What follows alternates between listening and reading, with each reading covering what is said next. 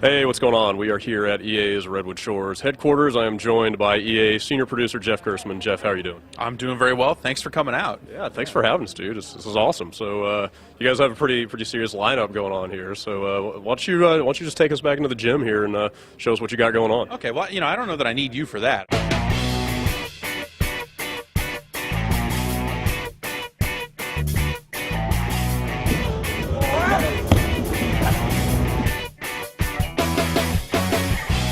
Harry Potter and Deathly Hallows Part 1, as a Harry Potter guy, what do you think about the direction that game's going in? Well, I guess it could be okay. I mean, maybe I should go play it before I say anything about it. That might be smart.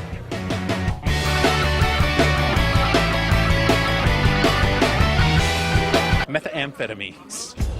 Medal of Honor, they got a setup here on multiple systems, multiple PS3s here. Really want to see the single player of that game. They showed a little segment of it that we got to see, and I don't even think they're going to let us talk about it for another couple of days here or something like that. But I want to see more of the single player. Not really feeling the multiplayer. But here we go. NBA Jam. You know what's really weird is seeing an NBA Jam with names like Bryant and Garnett in it. Yeah. It feels like a game out of time or something. Like, Yeah. Where's Bill Clinton? That game's got big head mode and crazy giant Yao Ming and all this stuff. Yes, NBA Jam is very exciting. FIFA 11, soccer, just grass, balls. NBA Elite 11, it is basketball. Here we have hockey, pucks. Pucks? Pucks. That sounds like a swear word. Not in Canada, it's not. Do you guys have R-Type?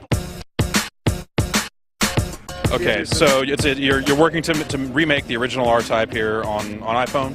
Yeah, and be as faithful as possible for fans of the original arcade game. It's notorious for being one of the hardest games to beat ever, and we really wanted to make sure that people could still have that experience and not feel like it was changed in any way that hurt that. So basically you're trying to get people to throw their phones at this point. Like, it's so difficult to be like, I don't need this phone anymore. Well, I think that's a fun of certain types of games. So yeah, we want to make sure that people can have that experience all over again.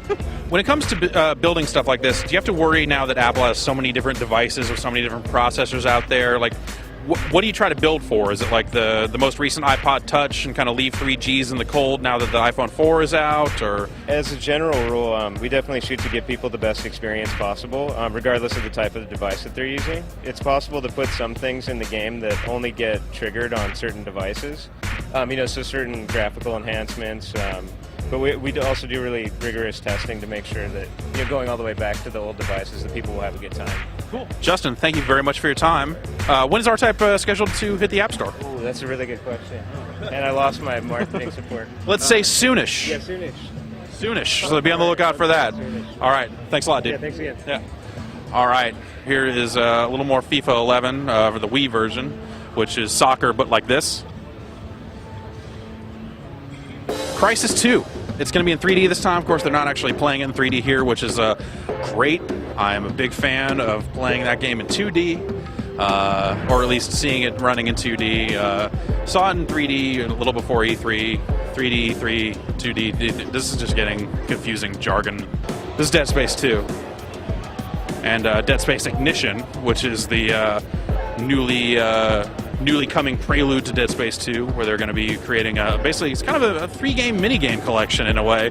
Now that you've seen Dead Space Ignition, seen what it actually is, are you feeling any better about it conceptually? Definitely better than I did about pub games. Closing out the outer ring, we've got EA Sports MMA.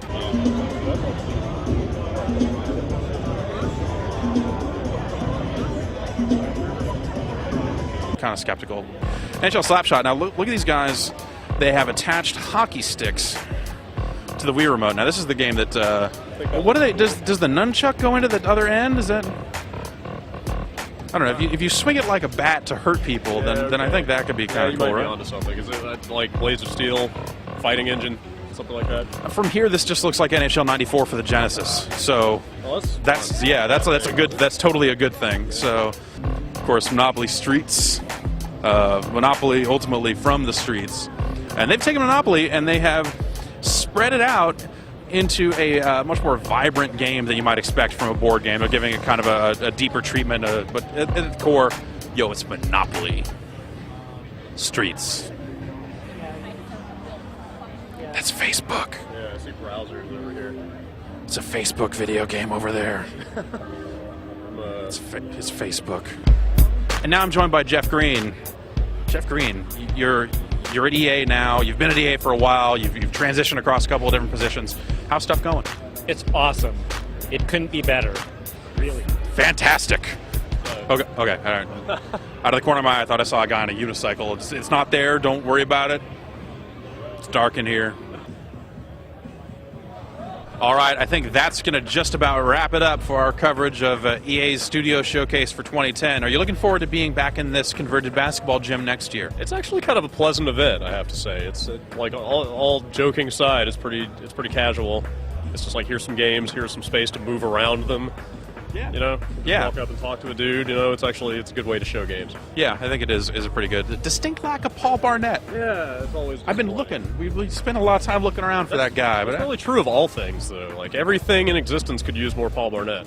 I'll give you that. That's true. So, for Brad, for me, for Paul Barnett, wherever you are, this has been EA Studio Showcase. See you next year. Okay, point over there. Yeah, perfect.